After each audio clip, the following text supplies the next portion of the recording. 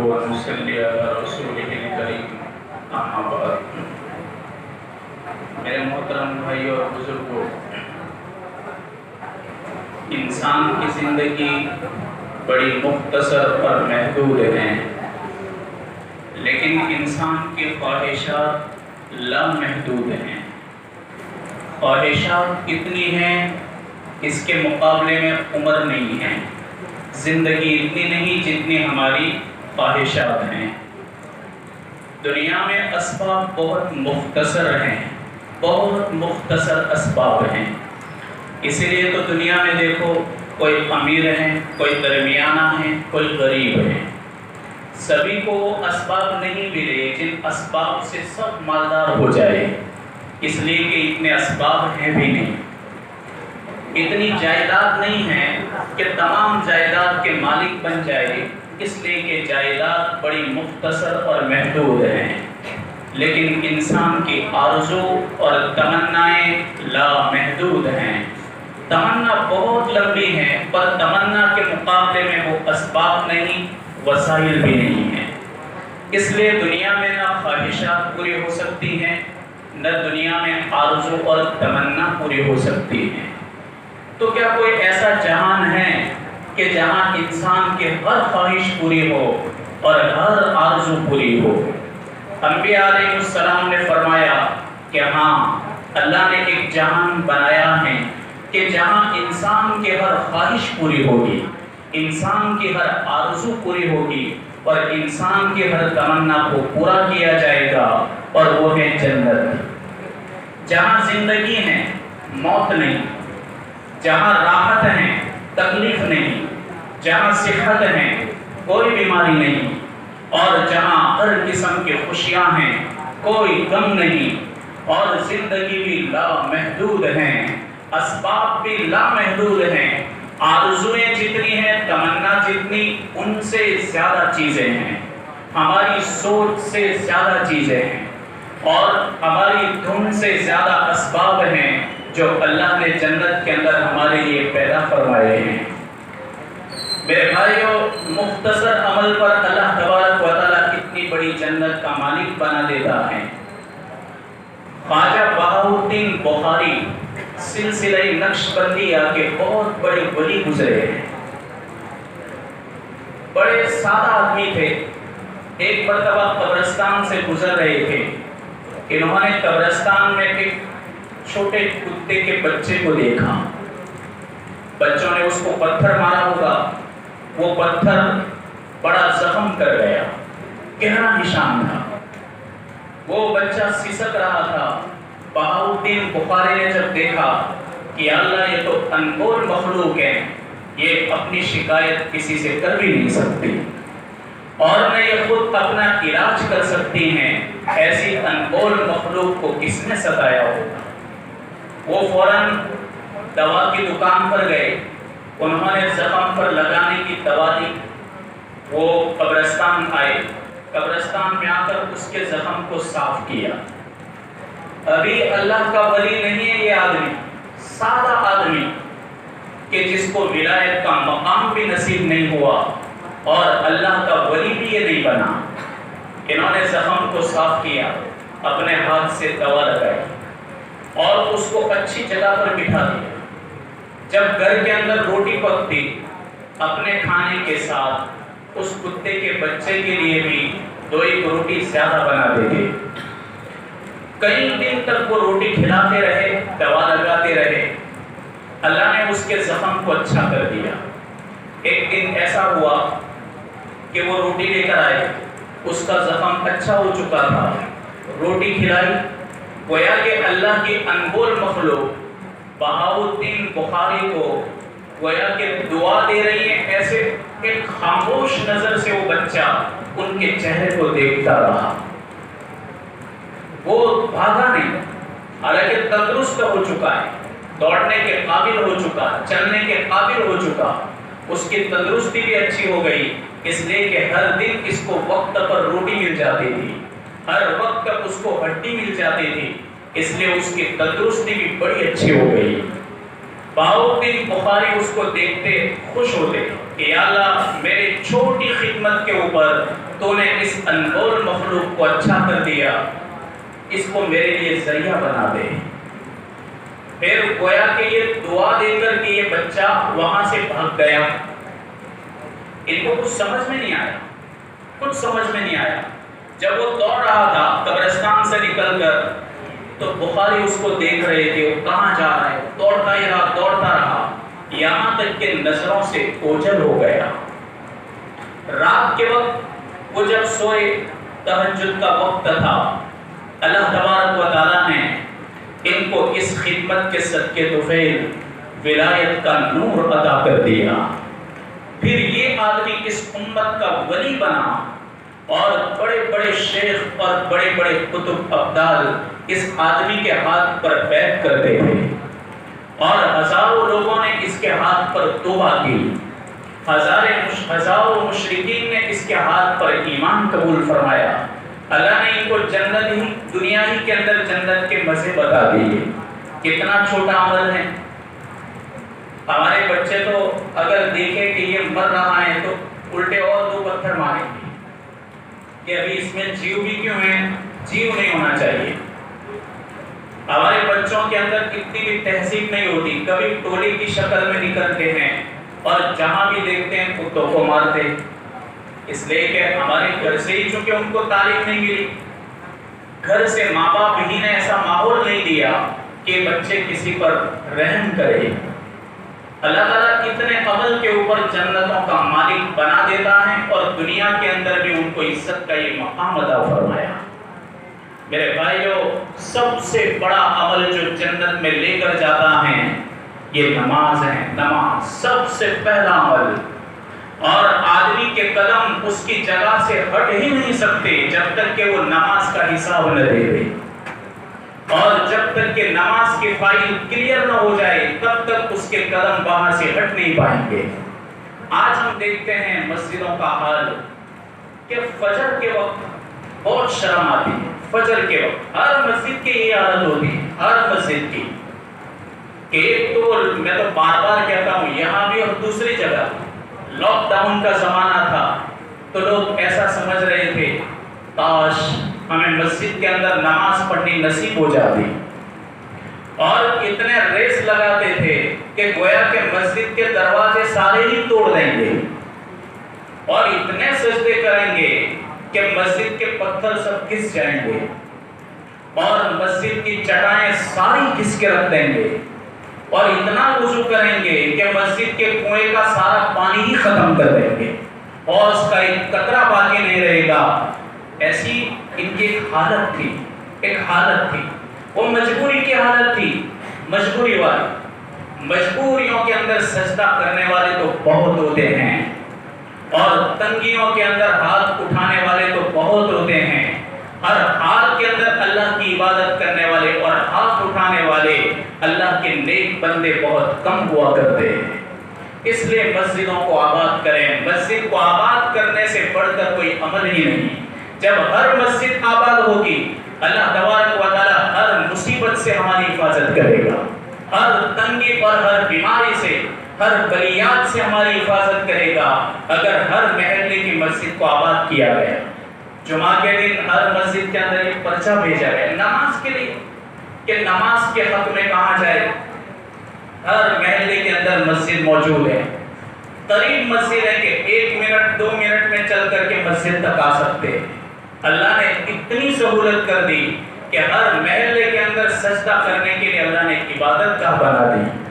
تو میرے بھائیو اس کی قدر کریں، یہ بھی بہت بڑا انعام ہے کسی بھی محلے کے اندر مسجد کا ہونا اور مسجد کا وجود اللہ کا بہت بڑا انعام ہے کہ اللہ نے ہر قسم کی راحت اور نعمت گویا کہ اس محلے کے اندر رکھ دی۔ سب سے پہلی رحمت اترتی ہے مسجد کے اوپر اور اس کے بعد پھر دائیں طرف والوں پر رحمت جاتی ہے، بائیں طرف والوں، آگے کی طرف، پیچھے کی طرف، یہیں سے فیصلے ہوتے ہیں، رحمت کی تقسیم یہیں سے ہوتی ہے۔ اور اللہ تبارک و تعالیٰ کسی مسجد کے صدقے طفیل ہمیں رزق حلال دیتا ہے، حلال کا لقمہ دیتا ہے کہ جو مسلمان فجر کی نماز پڑھتا ہے اللہ تبارک و تعالیٰ اس کے حق میں رزق حلال کا فیصلہ کر دیتا ہے۔ دیکھو وہ الگ بات ہے کہ ہمارا یقین پھس پھسا ہو تو یہ الگ بات ہے۔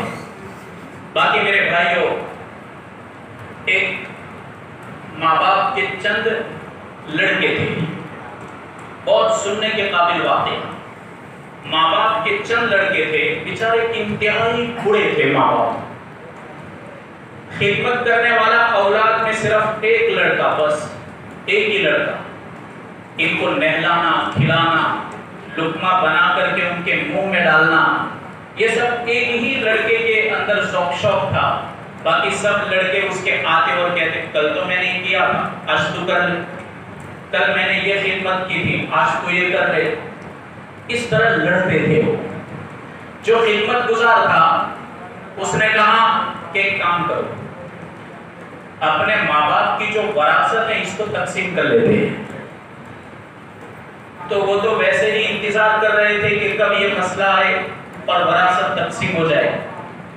خدمت گزار لڑکے نے کہا کہ وراثت اس طرح تقسیم کرنی ہے کہ ماں باپ کی خدمت مجھے دے دو، یہ میرا ورثہ ہے، اور باقی میرے ماں باپ کی جو بھی پراپرٹی اور زمین ہے وہ سب تم تقسیم کر دو، میرے حصے میں خالی خدمت دے دو، اور باقی جو روپے پیسے ہیں وہ تم سب بانٹ لو۔ وہ بھی بڑے تعجب کرنے لگی، یہ تو بہت ہمت سے بول رہا ہے۔ کہا بالکل، میں نے اپنی مرضی سے میرا حصہ چھوڑ دیا، اور چھوڑ سکتا ہے آدمی، اپنا حصہ چھوڑ سکتا ہے اور لے کر کے دے بھی سکتا ہے، اس کی مرضی کی بات ہے۔ تو وہ 4 بھائی تھے، انہوں نے تقسیم کر لی۔ ایک بھائی خدمت کرتا رہا۔ اب خدمت کرتے کرتے پہلے باپ دنیا سے رخصت ہوا، پھر ماں دنیا سے رخصت ہو گئی۔ اب کیا ہوا، ان کے پاس تو کچھ نہ کچھ مال دولت تھی، اس کے پاس تو کچھ بھی نہیں تھا، یہ تو خالی خدمت لے کر الگ ہوا تھا۔ اس کے گھر میں تنگیاں آنی شروع ہو گئی، ایک دن آٹا نہ ہوتا، ایک دن ہوتا، ایک دن کھانے کا بندوبست ہوتا، ایک دن نہ ہوتا، اس طرح گزران چلنے لگا۔ جب کبھی بھی وہ اس کی ماں کی خدمت کرتا، وہ ماں اس کے سر کے اوپر ہاتھ رکھ کر کہتی یا اللہ یہ میرا خادم لڑکا ہے، اس کی روزی کے اندر تو برکت عطا فرما اور ہر قسم کی تنگیوں سے نجات عطا فرما۔ یہ ماں کے الفاظ تھے۔ ماں اس کے سر پر ہاتھ پھیر دیتی اور اتنی دعا دے دیتی۔ ایک دن بڑا پریشان ہوا، اس کو خواب آیا۔ خواب میں ایک بزرگ نے کہا کہ اللہ کے بندے تو پریشان ہے، کہا پریشان، تیرے گھر میں تنگی ہے، کہا بالکل ہے، ایک کام کرو، فلاں جگہ پر ایک پتھر کے نیچے 30 دینار ہیں، دینار سونے کا ہوتا ہے، 30 دینار ہیں، وہ کسی کے نہیں ہیں، اللہ کی طرف سے رکھے ہوئے ہیں، تو وہاں سے اٹھا کر کے لے لے۔ تو وہ لڑکا خواب میں کیا پوچھ رہا ہے کہ ہاں میں لے تو لوں لیکن اس میں برکت ہے؟ تو کہا نہیں، برکت نہیں۔ صبح اٹھ کر کے اپنی بیوی سے خواب سنایا کہ میں نے رات کو یہ خواب دیکھا ہے کہ فلاں جگہ پر پتھر کے نیچے 30 دینار ہے، لیکن خیر سے خالی ہیں اور برکت سے خالی ہیں۔ تو بیوی، عورتوں کا ایک مزاج ہوتا ہے، عورت نے کہا کہ ایک کام کرو، لینا نہ لینا وہ بات کی بات ہے، کم سے کم جا کے دیکھ تو لو ہے کہ نہیں ہے، تمہارا خواب سچا ہے کہ جھوٹا ہے، کم سے کم جا کر دیکھ تو لو۔ اس نے کہا کہ نہیں، لینے ہی نہیں تو دیکھنے بھی نہیں۔ بیوی کو برا لگا، بہت برا لگا کہ یہ مجھ کو کوئی خرچہ نہیں دے رہا، ہمارا گزران تنگی سے ہو رہا ہے، کم سے کم لا کر کے وہ نہ استعمال کرتا، مجھے تو دے دیتا۔ اس کے لیے برکت نہیں تھی، میرے لیے تو برکت آ جاتی۔ 2-3 دن گزرے، پھر سے خواب آیا، اور خواب میں وہی بزرگ آئے جو پہلی مرتبہ آئے تھے۔ انہوں نے آ کر کہا کہ اللہ کے بندے 10 کم ہو گئے، 10 کم ہو گئے، 20 رہ گئے ہیں، جا کر لے لو۔ تو کہا کہ اس میں کوئی برکت ہے؟ برکت ہو تو لے لو۔ کہا نہیں، برکت سے خالی ہے۔ اس نے صبح میں تذکرہ کیا بیوی کے سامنے، بیوی کو کہا کہ 20 دینار ہیں، 10 کم ہو گئے۔ تو بیوی تھوڑی غصے ہو گئی کہ 30 سے 20 ہو گئے، کم سے کم 20 تو اٹھا لو، برکت کی دعا کر لیں گے کہ اللہ برکت عطا فرما. تو کہاں نہیں, اسی نے کہا برکت نہیں تو ہم برکت کی دعا کیسے کر سکتے ہیں, میں نہیں لے سکتا. وہ کہنے لگی کم سے کم ایڈریس تو بتاؤ میں جا کر دیکھوں. کہا نہیں, ہم کو جب گھر ہی میں نہیں لانا تو پھر دیکھنے کا سوال ہی نہیں. چند دنوں کے بعد پھر سے خواب آیا, تیسری مرتبہ جب خواب آیا تو اس نے کہا کہ اللہ والے 1 دینار رہ گیا ہے, بس 1 اٹھا دو ورنہ وہ بھی چلا جائے گا. تو پوچھا اس میں برکت ہے؟ کہاں برکت ہے. تو صبح اٹھا, فجر کی نماز پڑھنے کے بعد اپنی بیوی کو سمجھایا. تو بیوی نے کیا کہا, 30 دینار نہیں لینے گیا تھا, اب 1 دینار لینے کہاں دوڑے گا, تجھ جتنا بیوقوف کوئی نہیں ہے. بیوی نے کوئی شوق نہیں دکھایا کہ لینے جاوے تو بھی مرضی, نہ جاوے تو بھی مرضی, اس کی مرضی پر چھوڑ دیا. یہ اللہ کا نام لے کر چلا اور وہاں گیا تو دیکھا تو 1 دینار نکلا, اس نے لیا.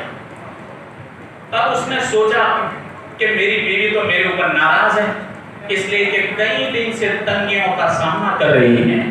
میری اولاد کو بھی میں نے کئی عرصے سے کوئی اچھی چیز نہیں کھلائی. وہ چلتا بازار میں آیا, ایک مچھلی والا ملا. اس نے سوچا کہ آج تو بیوی اور بچوں کو خوش کر دو. اس نے ایک مچھلی خریدی, دینار میں سے جتنے پیسے باقی بچ گئے, دانک بچ گئے, وہ لیے اور اس کو لے کر گھر آیا. بیوی کو کہا کہ لو وہ 1 دینار تھا میں لے کر آیا, اور 1 دینار میں سے میں نے کچھ دانک, دینار کے چھوٹے ہوتے ہیں جیسے 1 روپیہ کے چھوٹے ہوتے تھے اس زمانے, ابھی قریب زمانے میں 8 آنے, پاولی, 12 آنے, 20 پیسے, 25 پیسے, اس طرح دینار کے بھی دانک بنتے ہیں, دانک. تو کچھ دانک کی میں نے مچھلی لی اور کچھ بچے ہیں تو تم لے لو. اس نے بغیر کسی شوق کے ہاتھ بڑھائے اور لے لیے کہ جب تیرے پاس 30 دینار تھے, 30 دینار تو ایک بہت بڑی رقم ہے, تو نے وہ نہیں لی, اب 1 دینار میں ہمارا گزران کیسے ہوگا. وہ تو بیچارہ دے کر کے چلا گیا اپنے کام کے لیے. اس نے جیسے ہی مچھلی کو کاٹا تو چمکتے ہوئے ہیرے اس میں سے نکلے, چمکدار ہیرے نکلے. علامہ اشرف علی صاحب تھانوی رحمۃ اللہ علیہ مجدد الملت نے واقعہ نقل فرمایا ہے. آپ فرماتے ہیں کہ انہی چند ہیروں سے اس کی پوری زندگی پوری ہو گئی, اس کی نسلیں کھاتی رہی. اللہ تعالیٰ نے برکت عطا فرمائی. تو اللہ نیک عمل کے ذریعے اور نماز کے ذریعے ہم کو رزق حلال عطا فرماتا ہے. تو میرے بھائیو, ہم اپنی مسجدوں کو آباد کریں. اللہ تعالیٰ ادنا قسم کا جنتی, ایک ادنا جنتی. بھائی کلاس کے اندر جو لاسٹ بچہ ہوتا ہے اس کو تو ڈوبا ہی سمجھتے ہیں. ہم کہتے ہیں کہ ڈوبا ہے, کیوں؟ اس لیے کہ لاسٹ آیا. وہ لاسٹ بچے کو ڈوبا کہتے ہیں. ادنا درجے کا جنتی ہمارے نبی نے فرمایا میرے رب نے اس کے لیے ہر جنت کے اندر 1000 محل تیار کیے ہیں. 1000 محل. ان میں 5 تو اتنے بڑے محل ہیں کہ آنکھ اس کا ادراک تک نہیں کر سکتی, آنکھ اس کو دیکھ بھی نہیں سکتی. ایک تو پورا سونے کا بنایا, ایک پورا چاندی کا بنایا, ایک سفید موتی کا بنایا. صرف ایک محل, پورے ایک موتی کا ایک محل بنایا, اور ایک محل بنایا سرخ یاقوت کا. ایک محل بنایا جو اللہ کے عرش کا جو کلر ہے اسی کلر کا ایک محل اللہ نے بنایا, اور ایک محل اس کے لیے بنایا زمرد کا جو ایک قیمتی پتھر ہے جنت کا. یہ 7 بڑے محلات ہیں. ایک محل سے لے کر دوسرے محل کے درمیان کتنا فاصلہ؟ 1000 سال کا فاصلہ. 1000 سال تک وہ چلتا رہے, کتنا بڑا فاصلہ. ادنا جنتی, اس کی خدمت کے لیے 80,000 غلام ہیں. 80,000 غلام. 1-2 نوکر ہوتے ہیں تو کتنا بڑا کام کر لیتے ہیں. 80,000 خادم اللہ نے ہمیشہ اس کے لیے رکھے. اللہ فرماتے ہیں کہ ادنا درجے کا جنتی, اس کا نکاح ہم 72 حوروں سے کریں گے. وَزَوَّجْنَاهُمْ بِحُورٍ عِينٍ, ہم ان کا نکاح کر دیں گے 72 حوروں کے ساتھ. اللہ نے اس کے لیے قبہ بنایا. کتنا بڑا قبہ بنایا. ہمارے نبی نے فرمایا اس قبے کی ابتدا کہاں سے کہاں تک ہے؟ آپ نے فرمایا سیریا کے اندر ایک شہر ہے جس کا نام ہے جابیہ، وہاں سے لے کر کے صنعاء تک یمن کے اندر، یمن کا کیپٹل ایک شہر سیریا میں اور ایک شہر یمن کے اندر، ان دونوں کے درمیان 2000 کلومیٹر سے بھی زیادہ فاصلہ ہے۔ اتنا بڑا ایک قبہ ہے اس کا، کتنا بڑا قبہ ہوگا، کتنا بڑا اس کا علاقہ ہوگا۔ اللہ فرماتے ہیں کہ سب ادنا درجے کے جنتی کے لیے ہے۔ جب یہ جنت کے اندر جائے گا تو کیا کہے گا کہ میرے رب، میرے ماں باپ نہیں دکھ رہے، میری اولاد نہیں دکھ رہے، میرے بھائی بہن نہیں دکھ رہے، وہ کہاں پر ہے؟ اللہ فرمائے گا کہ میرے بندے، اس کا عمل، تیرے ماں باپ کا عمل اتنا بڑا نہیں ہے کہ وہ تیرے درجے میں آئے، تیری اولاد کا عمل اتنا بڑا نہیں ہے کہ تیرے درجے میں آئے، تو کیا کہے گا کہ میرے رب، دنیا میں جب میں ٹوٹی پھوٹی محنت مزدوری کرتا تھا، میرے بال بچوں کے لیے کرتا تھا، میری بیوی کے لیے کرتا تھا اور میرے ماں باپ کے لیے کرتا تھا، تو میں نے جو بھی نیک عمل کیا وہ بھی ان کے لیے کیا۔ اللہ فرمائیں گے چل دنیا میں تو کس کے لیے کماتا تھا؟ آل اولاد کے لیے، تو یہاں پر بھی تیری اولاد کو ہم تیرے ساتھ کر دیتے ہیں۔ اللہ تبارک و تعالیٰ اس کو خوش کرنے کے لیے، راضی کرنے کے لیے اس کے ماں باپ اور اولاد کو بھی اس کے درجے میں کر دیں گے۔ والذین آمنوا واتبعتهم ذریتهم بإیمان الحقنا بهم ذریتهم وما ألتناهم من عملهم من شیء۔ اللہ فرماتے ہیں ان کی ذریت کو بھی ہم ان کے ساتھ شامل کر دیں گے۔ یہ اللہ تبارک و تعالیٰ نے ہمارے لیے بدلہ تیار کیا ہے۔ تو میرے بھائیوں، ہم کو اپنی زندگی مختصر ہے یہ سمجھ کر نیک عمل کرنا چاہیے۔ اللہ تبارک و تعالیٰ کہنے سننے سے زیادہ عمل کی توفیق عطا فرمائے اور مسجدوں کو آباد کرنے کی توفیق عطا فرمائے۔